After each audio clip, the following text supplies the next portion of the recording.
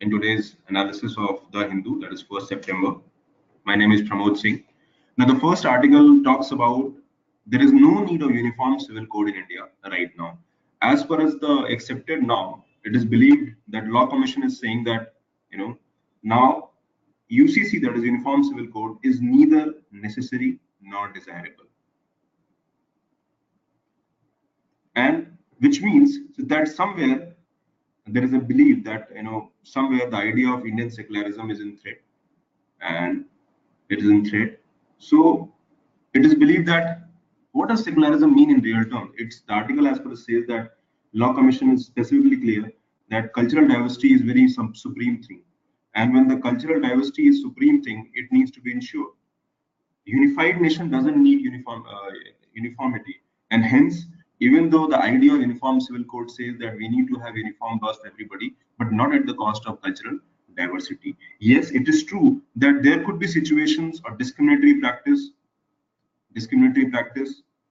which needs to be done away with. However, the idea is to ensure that we have to reconcile diversity in the name of human rights and universal laws. That should not be acceptable. So this is a very uh, a concept which is probably trying to make us understand that in today's context there is a focus is on ensuring that human rights and universal laws and women dignity and respect and empowerment, somewhere there is a focus on reforming the uniform civil code or bringing the uniform civil code in real sense. But Law Commission here is very specific, and it says that cultural diversity should be promoted. Secularism means cultural diversity. Diversity means ensuring that there should be religious as well as regional diversity has to be ensured.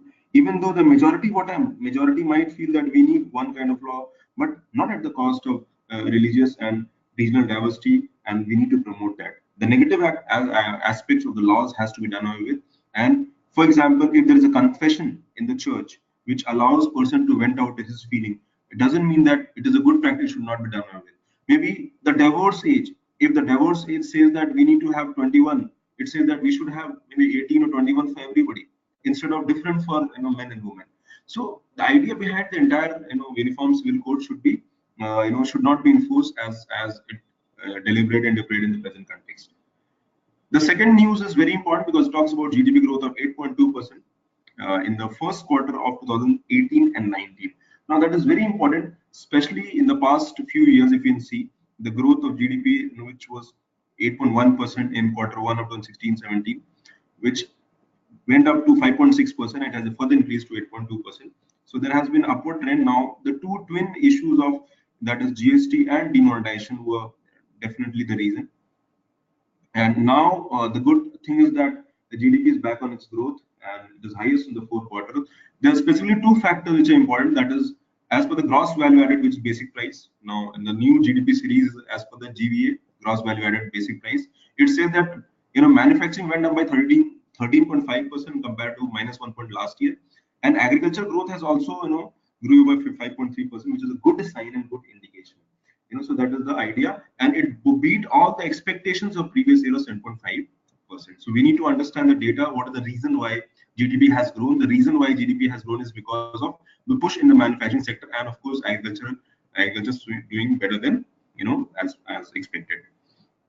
The third article is about sedition debate. Now sedition debate, which means section 124, we are talking about section 124A. It specifically says that and this is a very debatable issue since the time when it was first used against Mahatma Gandhi.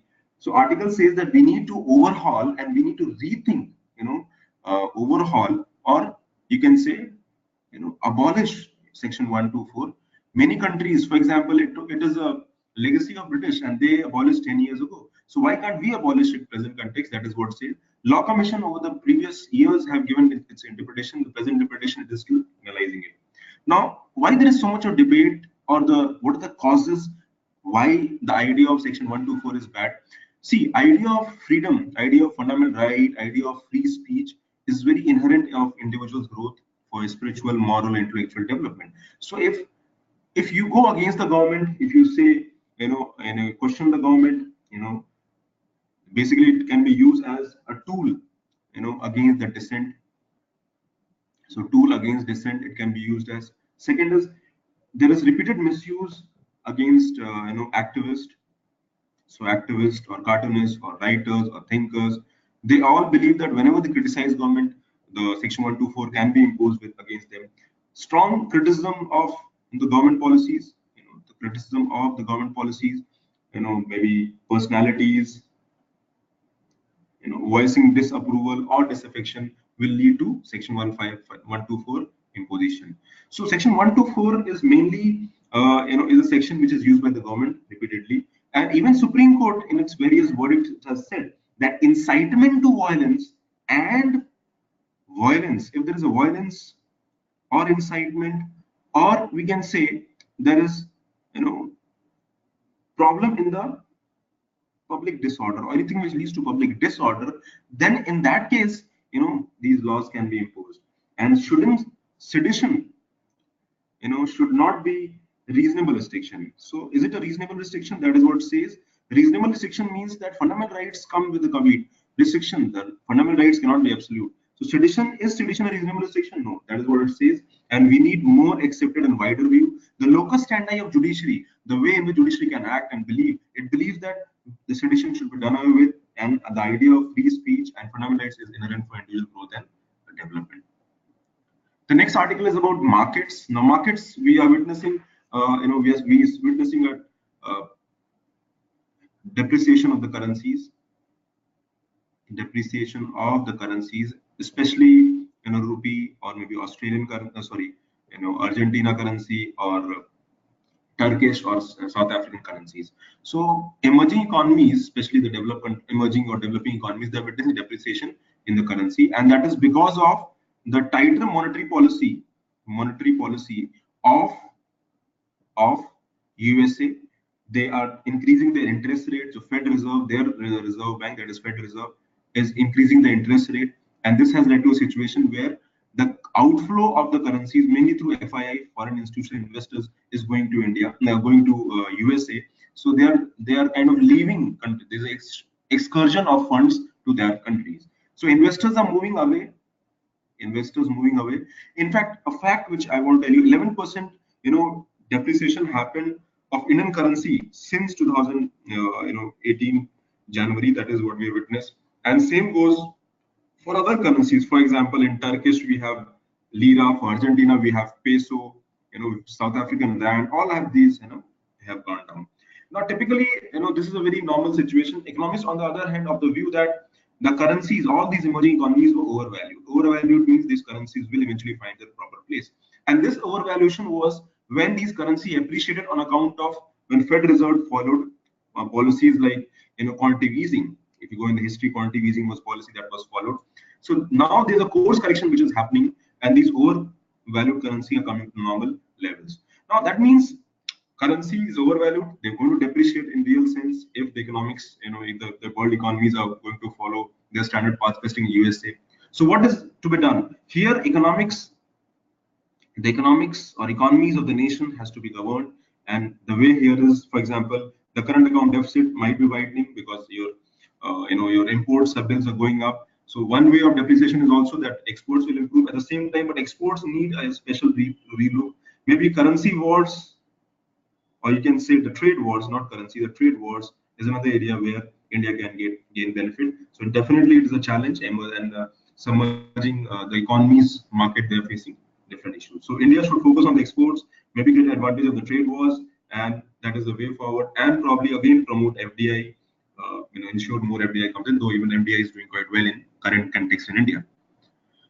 Now there is another article on environment ecology. Environment ecology, basically GS paper 3.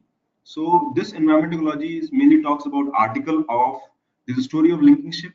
Now historically, as per the Niti Aayog, not historically, the Niti Aayog document says that Andaman and Nicobar, island will be developed, and there will be the summit on 10th. Investors meet rather, and they want to talk about holistic development of some islands. There are 4 islands which basically the news is, for example, Long, Neil, Smith, and Aves. So you can go through these important ones. And plus Island Development Authority. So they're talking about 220 room resort, and they're saying that we will develop the infra projects parallelly will focus on developing water sports thing, water jetty, and that will be done in a sustainable manner. Economic livelihood will be ensured. But this article also talks about a case, a situation where a very famous ship, a very ship rather, MV Swaraj Deep, uh, got leaked. It was leaked, and more than 200 people were boarded on that. It was Disaster was averted by timely intervention. So one of the question that is being questioned by the article about the thinker is that how this is going to be. Are we doing environment impact assessment? Are we doing cultural impact assessment? So the environment impact assessment or cultural impact assessment is something that needs to be considered. Sensitivity of people have to be taken into care. How will it benefit local population? Is it about job and opportunities and livelihood? Yes, that should be the way forward. However, what about the present crisis that has just happened few days ago? So what article says that first is we need to develop a very strong and robust shipping system. Okay, and the all the cost to local administration or local communities should also be looked into. So that is what article is talking about. Now, the last article mainly talks about the census data. Now, census is an essential 10 years activity. It says that 2021 census will collect OBC, other backward caste data, for the first time, and it will start using maps as well. Now, the current exercise will start in 2021. 25 lakh enumerators will be involved. They will try to take data, information, maps, and georeferencing information will be used. Now, going in the history, SECC data also gave the caste data, but even though the caste census data were not released. So what it is saying that one of the good features of 2021 census is that it will take only 3 years instead of earlier one when used to take 7 to 8 years. So the process of house listing and head count. There are two aspects that you list the house and head count is done. So process of house listing will start in 2020 and the process of head count will start in 2021. So census will be finalized in 3 years. That's a good point. And here our minister, that is Home Minister, has talked that we need to focus on civil registration system,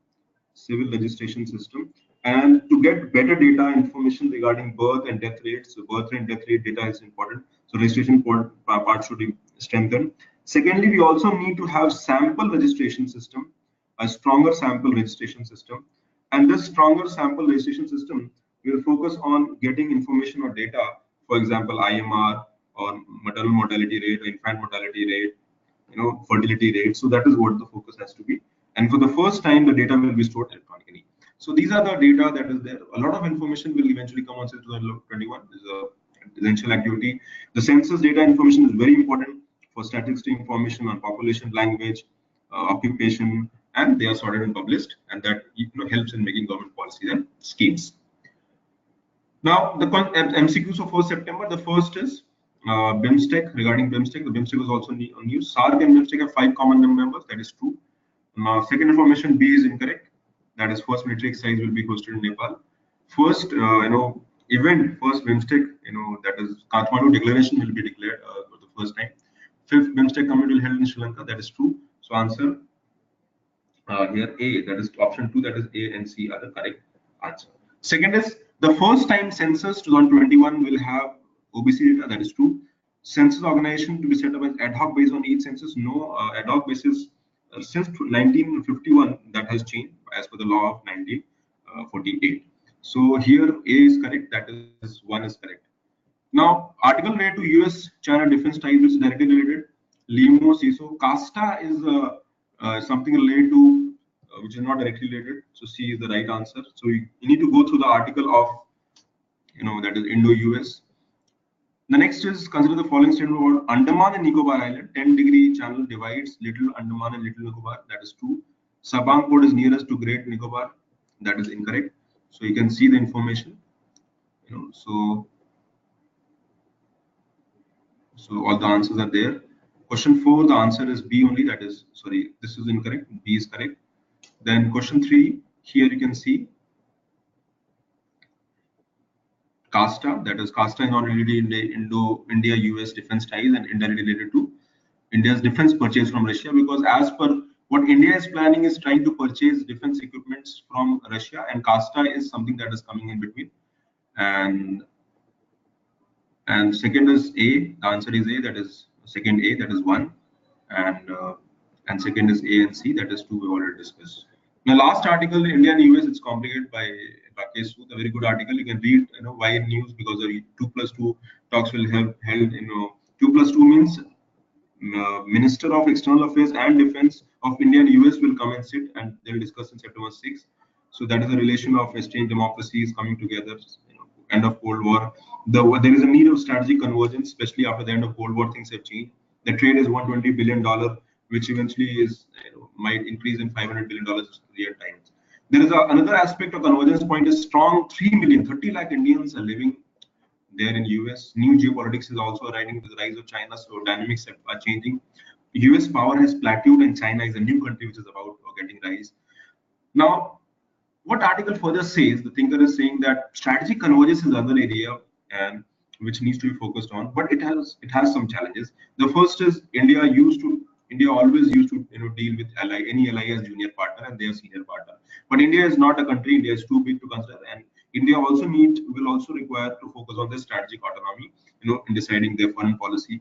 Further, economic negotiation and IP issues are there. International intellectual property right, negotiation issues, and US always try to get hard bargain, which is unequal, and India is again not will, especially in the current phase where let's make America great again by Trump's administration, and there's a lot of mercurial or flip flops or situational changes which is happening, which is again difficult. And then US oldest democracy, India largest democracy, issues of US sanction to Iran, it is impacting India's crude oil import, and India again here is more concerned about their security aspects, relation with Iran, access to Chabahar port, and then Central Asia or Afghanistan is what we are looking at. So all this thing is very important in the present context. And then there's a history of defense ties, how things have been there, and we can go through all the aspects. Further challenges to defense ties, again there are 4 foundational agreements which US wants India to sign. And what are the 4? These are the end user verification agreement, logistic support, which is LIMO, then SISMOA, that is, and Basic Exchange Cooperation Agreement, BICA. The problem now, this is S4 missile defense system which India want to purchase from Russia, and as per the CASTA law, which is countering America's adversary through sanctional act, is going to come in between. So these are the areas. There is need of a creative thinking. Dialogues have to be taken forward. Development is what aim has to be. India can utilize Iran Freedom and Counter Proliferation Act 2002, which have waiver activities, for economic development of Afghanistan. So all this is a way forward, and that is how the things has to be. So I hope you got the understanding. I'll be taking the sessions on this current affairs almost on daily basis. The new team members will be taking. So don't worry, things are going to be regular, and from Monday to Saturday, the entire videos will be posted. Okay, so thank you very much, and thanks for your time and cooperation. Take care.